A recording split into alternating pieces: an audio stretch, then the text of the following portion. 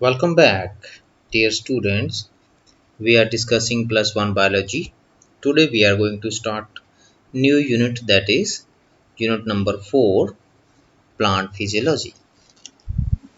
प्यारे बच्चों, फिजियोलॉजी जो है बायोलॉजी की एक ऐसी ब्रांच है which deals with the functioning of internal organs of the body of an organism. किसी भी ऑर्गेनिज्म के जो इंटरनल ऑर्गन्स हैं उनकी फंक्शन किस प्रकार से होती है, उसका जो अध्ययन है वो फिजियोलॉजी में किया जाता है। अगर प्लांट है तो प्लांट फिजियोलॉजी, अगर एनिमल है तो एनिमल फिजियोलॉजी। अगर हम कंपैरिजन करें तो जो प्लांट की इंटरनल ऑर्गेनाइजेशन है that is much simpler as compared to animals. तो इसमें जो प्लांट फिजियोलॉजी का यूनिट है इसमें ट्रांसपोर्टेशन के बारे में आप पढ़ेंगे, फोटोसिंथेसिस के बारे में पढ़ेंगे, मिनरल न्यूट्रिशन है, रेस्पिरेशन किस प्रकार से होता है और ग्रोथ जो है वो किस प्रकार से होती है। तो आज का जो वीडियो है उसमें हम शुरू करेंगे ट्रांसपोर्ट इन प्लांट्स। वीडियो में आगे बढ़ने से पहले जिन व्यूअर्स ने मेरे चैनल को सब्सक्राइब नहीं किया है, I request them to please kindly subscribe my channel so that you can get my videos regularly. तो ये चलते हैं आज के टॉपिक की ओर, transport in plants. Transportation in plants take place in a slightly different way as they do not have well organized circulatory system like that of animals। ये अभी हमने चर्चा की कि एनिमल की तरह प्लांट्स में वेल ऑर्गेनाइज सर्कुलेटरी सिस्टम नहीं होता है, इसलिए जो इनमें ट्रांसपोर्टेशन है वो थोड़ा सा अलग तरीके से होता है, सिंपल तरीके से होता है। जो प्लांट्स हैं, plants need gases, minerals, water, hormones, photosynthesis and organic solutes for their proper growth. They are needed to be transported to short distances as well as to very long distances। तो जितने भी ये material है इनका short distance और long distance में transport होना बहुत आवश्यक है। तो short distance movement of water takes place through diffusion, osmosis and water potential differences. और जो लॉन्ग डिस्टेंस ट्रांसपोर्ट है उसको हम ट्रांसलोकेशन बोलते हैं और it occurs in vascular system, xylem and phloem. अब जो रूट है वो मेन एब्जॉर्बिंग ऑर्गन है प्लांट्स का। तो roots pick up water and minerals from soil and transport them to all other parts of the plant. Similarly जो green leaves हैं वहाँ पर मैन्युफैक्चरिंग होती है फूड की और वहाँ से जो ऑर्गेनिक फूड है वो पूरे दूसरे जो भाग होते हैं पौधे के वहाँ पर पहुँचाया जाता है। In rooted plants water transport is mainly unidirectional, एक ही दिशा में उसकी मूवमेंट होती है, that is from root to stem, leaves, flower and fruits. Backward direction में नहीं होती, तो एक ही दिशा में होती है इसलिए unidirectional. In contrast to this the translocation of organic and inorganic nutrients is multi directional.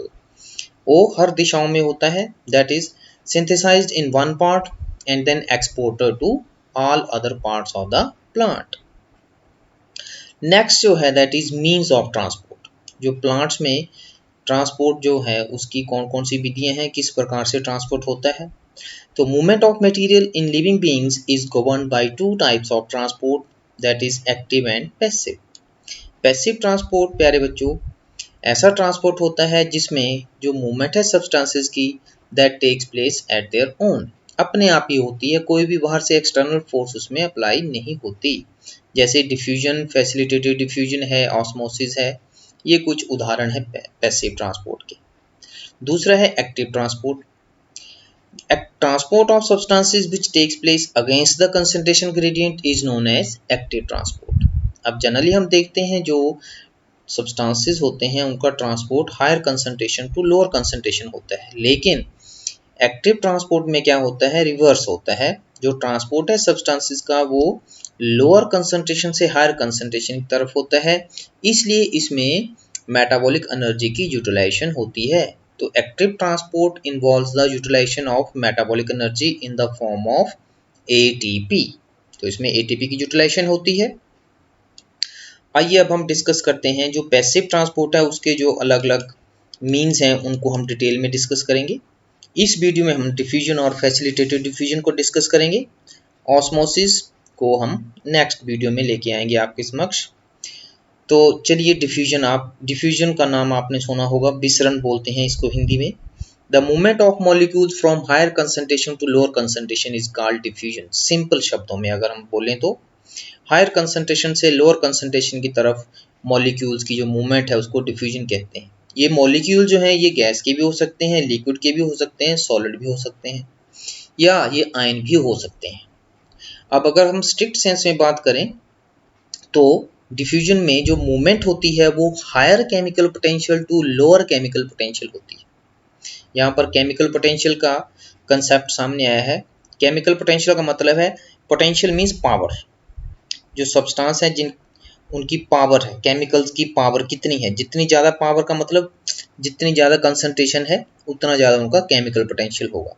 तो जो डिफ्यूजन है इसमें जो मूवमेंट होती है, जो ड्राइविंग फोर्स होता है मॉलिक्यूल के लिए, वो होता है difference in chemical potential. Now the movement of molecules takes place due to concentration gradient. अभी जो हमने बात की कंसंट्रेशन ग्रेडियंट और केमिकल पोटेंशियल में डिफरेंस एक ही बात है। कंसंट्रेशन ग्रेडियंट का मतलब difference between concentration of two regions. अब हायर कंसंट्रेशन से लोअर कंसंट्रेशन की तरफ मूवमेंट होती है, तो जितना ज़्यादा डिफरेंस होगा उनका मॉलिक्यूल्स का दो रीजन में उतनी ज़्यादा मूवमेंट होगी, और जब तक वो डिफरेंस बराबर नहीं होता तब तक वो मूवमेंट होती रहती है। तो इसमें बाहर से कोई भी एक्सटर्नल फोर्स अप्लाई नहीं होता, इसलिए जो डिफ्यूजन है वो एक पैसिव ट्रांसपोर्ट का उदाहरण है। Area of higher concentration possesses a higher diffusion pressure as well as higher chemical potential as compared to area of lower concentration। ये क्लियर है बिल्कुल पॉइंट। नेक्स्ट जो है that is diffusion pressure. Pressure exerted by the diffusing molecules or ions is known as diffusion pressure। जो diffusion कर रहे molecules होते हैं वो प्रेशर एक्सर्ट करते हैं डिफ्यूजिंग मीडियम में, उस प्रेशर को बोलते हैं डिफ्यूजन प्रेशर। जैसे फॉर एग्जांपल हम लोग चलते हैं जब, तो हम भी जो एयर होती है उसके ऊपर प्रेशर एक्सर्ट करते हैं, तो वैसे हमें फील नहीं होता, लेकिन अगर बहुत तेजी से चली हो वायु, अगर आंधी जैसे चलती है तो उस वक्त हमें फील होता है। जैसे हम आगे को चलें तो हमें जोर लगाना पड़ता है। जहाँ हम पानी में अगर चलें तो भी हमें ज़्यादा जोर लगाना पड़ता है, क्योंकि उसमें जो पार्टिकल हैं वो डेंसर हैं पानी में एज कम्पेयर टू एयर। जो पानी है वो डेंस है, तो हमें वहाँ पर ज़्यादा डिफ्यूजन प्रेशर लगाना पड़ेगा। सो डिफ्यूजन प्रेशर जो है it is directly proportional to the number of diffusing particle. Therefore, more the concentration of diffusing molecule in a system, their diffusion will also be greater। तो जितनी ज़्यादा concentration होगी diffusing particle की, जितना number होगा उनका ज़्यादा, उतनी ही उनका diffusion तेजी से होगा। Pure water would have more diffusion pressure than sugar solution। अगर हम यहाँ बात करें तो जो प्योर वाटर है उसका जो डिफ्यूजन प्रेशर है वो as compare to sugar solution ज़्यादा होगा, क्योंकि प्योर वाटर में सारे के सारे मॉलिक्यूल जो हैं वो they are free to exert pressure, they are free to move. Sugar solution में क्या होगा, सल्यूट जब हम शुगर डिजोल्व करेंगे तो फ्री वाटर मॉलिक्यूल जो है वो कम हो जाएंगे, तो उनका डिफ्यूजन प्रेशर भी जो है वो कम हो जाता है। Now coming to the factors which affects the process of diffusion. Factor affecting diffusion, the force of diffusion of molecules is their kinetic energy, that is chemical potential. जो डिफ्यूजन मॉलिक्यूल है वो जिस फोर्स से वो diffuse करते हैं वो force क्या है, काइनेटिक एनर्जी है उनकी, या दूसरे शब्द में बोले कि उनका केमिकल पोटेंशियल। तो सभी फैक्टर जो काइनेटिक एनर्जी और केमिकल पोटेंशियल को प्रभावित करेंगे वो फैक्टर जो है वो अल्टीमेटली रेट ऑफ डिफ्यूजन को भी प्रभावित करेंगे। सम ऑफ द इम्पॉर्टेंट फैक्टर्स जो हैं दे आर गिवन बिलो। सबसे पहला है diffusion pressure gradient DPG sorry। The rate of diffusion of any substance is directly proportional to the difference in concentration of its molecules or ions in the two regions and inversely proportional to the distance between these two regions। ये बहुत important है, समझने जैसा है। जो diffusion का rate है प्यारे बच्चों वो डायरेक्टली प्रोपोर्शनल होता है difference in concentration of the two molecules in the two reasons. दो रीजन में जितना ज़्यादा कंसंट्रेशन में डिफरेंस होगा उतनी ज़्यादा डिफ्यूजन होगा, और जितना उन दो रीजन में डिफरेंस होगा, डिस्टेंस होगी मतलब जितनी ज़्यादा डिस्टेंस रेट ऑफ डिफ्यूजन उतना ही कम। ठीक है जी। तो इसमें क्या है, रेट ऑफ डिफ्यूजन जो है वो डायरेक्टली प्रोपोर्शनल है difference in the concentration of its molecule or ions in the two regions and inversely proportional to the distance between these two regions। Thus, the difference in the diffusion pressure determines the rate and direction of diffusion। तो diffusion pressure में difference जितना ज़्यादा होगा उतना ज़्यादा diffusion होगा। Next factor जो है वो टेम्परेचर है। अब temperature greatly influences the rate of diffusion. If the temperature is raised, diffusion is accelerated because the velocity of the diffusing particle is increased. जब भी हम टेम्परेचर इंक्रीज करते हैं तो temperature is directly proportional to the kinetic energy. जितना ज़्यादा temperature होगा उतनी ज़्यादा काइनेटिक एनर्जी। काइनेटिक एनर्जी का मतलब यहाँ पर वेलोसिटी, तो जितनी ज़्यादा वेलोसिटी होगी उतना ज़्यादा रेट ऑफ डिफ्यूजन भी होगा। क्लियर है बिल्कुल। नेक्स्ट फैक्टर जो है वो डेंसिटी है, घनत्व। Concentration of the diffusing particles and the density of the liquid और gas through which the diffusion occurs markedly influences the rate of diffusion. अब डिफ्यूजिंग पार्टिकल की कंसंट्रेशन और मीडियम की कंसंट्रेशन, जिस मीडियम से जो है डिफ्यूजन हो रहा है, दोनों पर डिपेंड करता। तो density of the diffusing gas itself determine the rate of diffusion. जैसे डिफ्यूजन हो रहा है जिस गैस का, अगर वो लाइटर होगी तो उसका डिफ्यूजन जो है वो ज़्यादा होगा। ठीक है जी। अगर वो हैवी होगी तो उसका डिफ्यूजन कम होगा। और दूसरी बात, डिफ्यूजिंग मीडियम है, जैसे गैस है तो उसमें डिफ्यूजन का रेट ज़्यादा है, लिक्विड में कम होगा और सॉलिड में उससे भी कम होगा। तो according to law of diffusion of gases, the rate of diffusion is inversely proportional to the square root of the density of gas। तो law of diffusion of gases के अनुसार जो डिफ्यूजन का रेट है वो इन्वर्सली प्रोपोर्शनल होता है किसके? Square root of the density of the gas. Gas की जितनी ज़्यादा डेंसिटी होगी डिफ्यूजन उतना ही कम होगा, और जितनी ज़्यादा डेंसिटी कम होगी डिफ्यूजन उतना ही ज़्यादा। इन्वर्सली प्रोपोर्शनल मतलब एक कम होगा तो दूसरा बढ़ेगा। So, according to the density of diffusion of substances, तो डेंसिटी के अनुसार the diffusion of substances takes place in the following manner. Gases में सबसे ज़्यादा उसके बाद लिक्विड और उससे कम सॉलिड, तो इस क्रम में होता है ये। Now coming to the significance of diffusion, क्या महत्व है इसका? The process of diffusion is involve in the transpiration of water. Transpiration हमने देखा है, बाष्पोत्सर्जन बोलते हैं जिसको हिंदी में।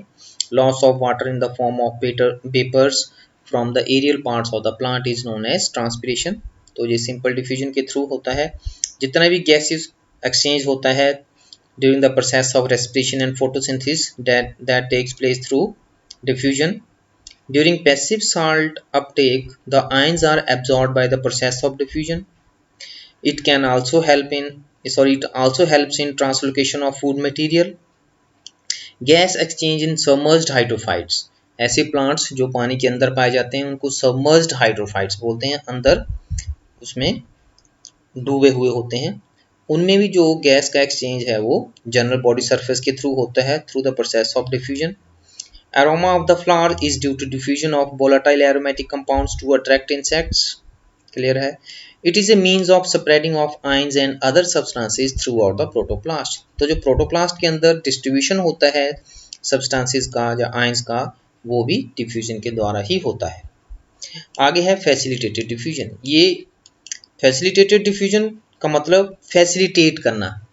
अब क्या होता है, कुछ मॉलिक्यूल्स उनका साइज बड़ा होता है जहाँ वो सॉल्यूबल नहीं होते हैं लिपिड में, तो उनका जो डिफ्यूजन है वो स्पेशल कैरियर प्रोटीन या कैरियर ट्रांसपोर्ट मॉलिक्यूल बोलते हैं उनको, उनके थ्रू होता है। कैरियर प्रोटीन या ट्रांसपोर्ट प्रोटीन। तो ट्रांसपोर्ट प्रोटीन या कैरियर प्रोटीन डिफ्यूजन को असिस्ट करते हैं, इसलिए उसको फैसिलिटेटेड डिफ्यूजन बोला गया है, जहाँ फैसिलिटेट करते हैं, एक ही बात है। तो facilitated diffusion is the process in which the molecules move across the membrane with the help of special proteins without expenditure of ATP energy। इसमें ATP का जो है यूज़ नहीं होता है, सिंपली स्पेशल प्रोटीन्स होते हैं मेम्ब्रेन में जो पाए जाते हैं, वो इनके हेल्प करते हैं डिफ्यूजन में। The diffusion rate depends on the size of substance. अब हमें मालूम है जितना कम साइज होगा उतना रेट डिफ्यूजन ज़्यादा होगा, और जितना ज़्यादा साइज होगा उतना कम होगा। अब कई बार साइज इतना बड़ा होता है कि वो क्रॉस नहीं कर पाते, तो उनमें स्पेशल प्रोटीन्स होते हैं, उनके द्वारा उनकी मूवमेंट होती है। The diffusion of any substance across a membrane also depends on it's solubility in lipids. अब हमें मालूम है कि जो मेम्ब्रेन्स होते हैं, बायो मेम्ब्रेन, उनमें लिपिड जो है एक मुख्य घटक है, मेजर कंपोनेंट होता है उसका। अब जो सब्सटेंसेस उसमें सॉल्युबल होते हैं उनका डिफ्यूजन आसानी से हो जाता है, जो इनसॉल्युबल होते हैं उनका डिफ्यूजन नहीं हो पाता। तो substances soluble in lipids diffuse through the membrane faster and substances that have a hydrophilic moiety pass through the membrane by the process of facilitated diffusion। तो जो insoluble होते हैं, हाइड्रोफिलिक होते हैं, insoluble in lipids होते हैं, उनका जो ट्रांसपोर्ट है वो फैसिलिटेटेड डिफ्यूजन द्वारा होता है। Membrane proteins provide sites at which such molecules cross the membrane। तो मेम्ब्रेन प्रोटीन जो है वो ऐसी साइट्स होती हैं जिनमें से ऐसे मॉलिक्यूल का डिफ्यूजन होता है। They do not set up concentration gradient. अब जो मेम्ब्रेन प्रोटीन्स होती हैं वो कंसंट्रेशन ग्रेडियंट सेटअप नहीं करती, ये याद रखना है आप लोगों ने। जो कंसंट्रेशन ग्रेडियंट है वो दोनों तरफ, जो मेम्ब्रेन के दोनों तरफ मॉलिक्यूल है उनकी कंसंट्रेशन के कारण होता है। ये सिंपली उनको पैसेज देती हैं क्रॉस करने का। तो concentration gradient must already be present for molecules to diffuse even if facilitated by the proteins. तो कंसंट्रेशन ग्रेडियंट अलग से होना जरूरी है, उसमें मेम्ब्रेन प्रोटीन कुछ नहीं करती। Facilitated diffusion can not cause net transport of molecules from a low to high concentration. तो फैसिलिटेटेड डिफ्यूजन में जो मूवमेंट है वो लो से हाई कंसंट्रेशन की तरफ नहीं हो सकती। This would require input of energy. तो इसके लिए एनर्जी की आवश्यकता होगी। Transport rate reaches the maximum when all the protein transporters are being used. तो ट्रांसपोर्ट का रेट सबसे ज़्यादा कब होगा? जब जितने भी प्रोटीन के मॉलिक्यूल हैं, जब प्रोटीन ट्रांसपोर्टर हैं मेम्ब्रेन में, वो सारे के सारे जो हैं वो ऑक्यूपाई हो जाएंगे, मीन्स सैचुरेशन हो जाएगी जब, तो उस वक्त मैक्सिमम रेट होगा। Facilitated diffusion is very specific, ये स्पेसिफिक होता है। It allows cell to select substances for uptake. It is sensitive to inhibitors. Inhibitors जो होते हैं कई, उनके प्रति ये संवेदनशील होता है, जो कि प्रोटीन साइड चेन के साथ रिएक्ट करते हैं। The proteins form channels in the membrane for molecules to pass through. जो प्रोटीन्स हैं वो चैनल का निर्माण करते हैं मेम्ब्रेन्स में, जिनके द्वारा जो मॉलिक्यूल्स हैं वो पास हो जाते हैं। Some channels are always open. कुछ चैनल जो हैं वो हमेशा खुले रहते हैं और कुछ जो है वो कंट्रोल्ड होते हैं। कुछ जो है वो बड़े होते हैं जिनमें से बड़े मॉलिक्यूल जो है वो क्रॉस होते हैं। Porins are proteins that form large pores in the outer membrane of plastids, mitochondria and some bacteria which allow the molecules up to the size of small protein to pass through. तो ये porins special proteins होते हैं जो large पोर का निर्माण करते हैं, जिनके द्वारा बड़े बड़े मॉलिक्यूल हैं उनकी मूवमेंट होती है। अब नीचे दी गई फिगर में हम देख सकते हैं कि जो ट्रांसपोर्ट है मॉलिक्यूल का वो किस प्रकार होता है। यहाँ पर देखेंगे हम, ये आउटर साइड है सेल की, ये मॉलिक्यूल है ब्लू कलर के, इनका साइज इतना बड़ा है कि they can not directly cross the membrane. तो ये ट्रांसपोर्ट प्रोटीन देख रहे हैं आप इधर पिंक कलर की, या कैरियर प्रोटीन भी बोल सकते हैं। इसके एक तरफ ये मॉलिक्यूल अटैच करता है, बाइंड करता है इसके साथ। तो ये कैरियर मॉलिक्यूल जहाँ ट्रांसपोर्ट प्रोटीन, इसकी रोटेशन होती है कंप्लीट 180 के ऊपर, और ये दूसरी तरफ पहुंच जाता है और यहाँ पर ये इससे अलग हो जाता है। तो इस प्रकार से जो मूवमेंट है मॉलिक्यूल की वो बाहर से अंदर की ओर होती है। उसके बाद है passive symports, antiports and uniports. Particle of two और more solutes may move together across the membrane. कई बार ऐसा होता है दो या दो से अधिक सॉल्यूट के पार्टिकल जो हैं वो उनकी मूवमेंट होती है। If the two particles move in the same direction then it is known as symport. अगर दो पार्टिकल की मूवमेंट सेम डायरेक्शन में हो तो उसको बोलते हैं सिम्पोर्ट। अगर दो पार्टिकल की मूवमेंट ऑपोजिट डायरेक्शन में हो, एक राइट की तरफ तो दूसरा लेफ्ट की तरफ, तब इसको एंटीपोर्ट कहते हैं।